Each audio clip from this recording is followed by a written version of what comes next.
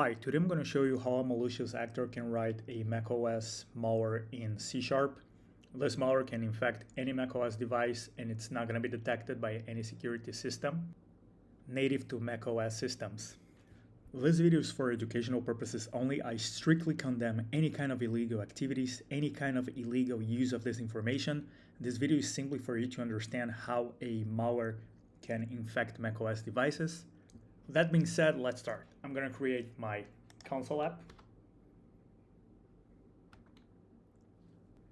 Here I have it open on Visual Studio Code. This is a simple .NET console app. I'm going to disguise my malware as a resume.pdf file. I'm adding it to the root of my project. I'm going to go to my .cs project file.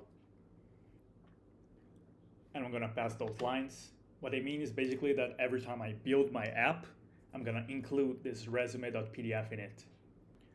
Another change is that on output type, I'm going to have it as WinExe so that a console app doesn't show up every time I execute this file. Now I'm going to start writing the malware itself. I'm going to go to program.cs.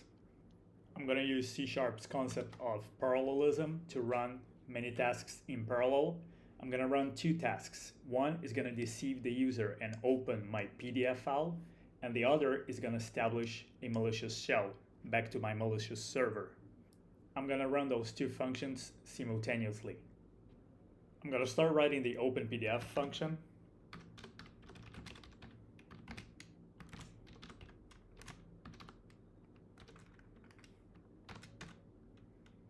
I'm going to get the path of my file. I'm going to create the variable resource name and I'm going to assign to it the value of resume.resume.pdf. Resume is the name of my app and resume.pdf is the name of my file. Then I'm going to use file stream to copy my file to the stream. And finally, I'm going to open it.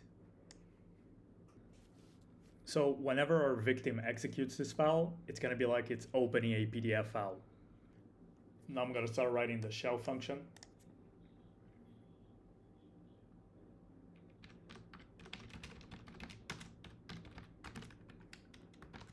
I'm going to start a new process.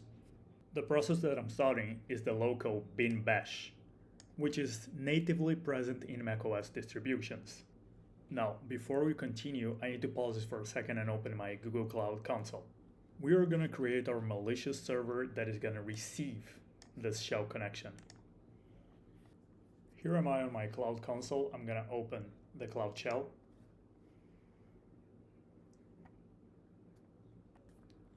I'm going to create a virtual machine called Debian. It's going to be on zone Central 1A, type E2 micro. It's going to be a Debian, and important, I'm going to add a tag of allow port 9001. Now I'm going to create a firewall rule that is going to allow TCP traffic on port 9001 on all of my resources that has the tag of allow port 9001, just like our malicious Debian server. Gonna go back to a normal size, search for my virtual machines.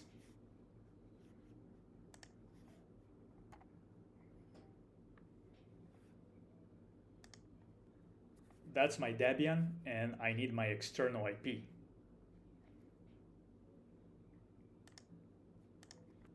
Go back to your code.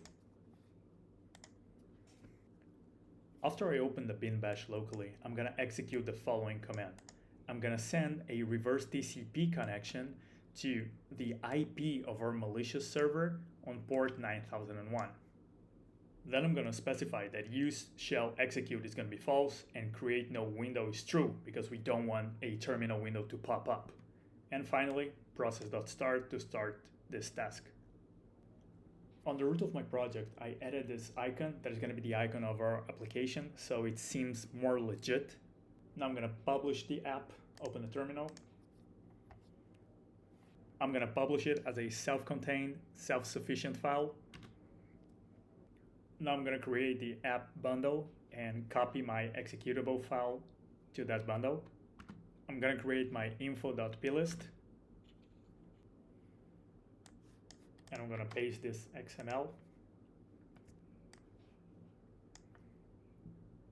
All done. I'm going to look for the file now.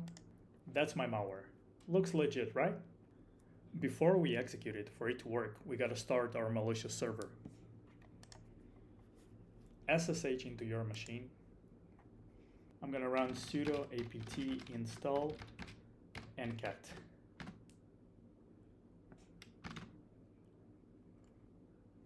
Done, I'm gonna have my little identity crisis.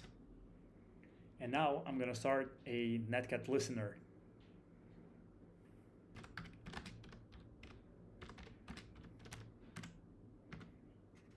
Done. Now, what's gonna happen if I execute my PDF? It opened my resume. Now the HR rep is impressed with my skills. And the malicious actor has successfully established a reverse shell in between his malicious server and my macOS machine. If I have an identity crisis again, I see that I'm the macOS user, not my local Debian user. And now I'm essentially controlling my macOS machine from my remote Debian machine. As you can see, I can send commands from my Debian to my macOS machine.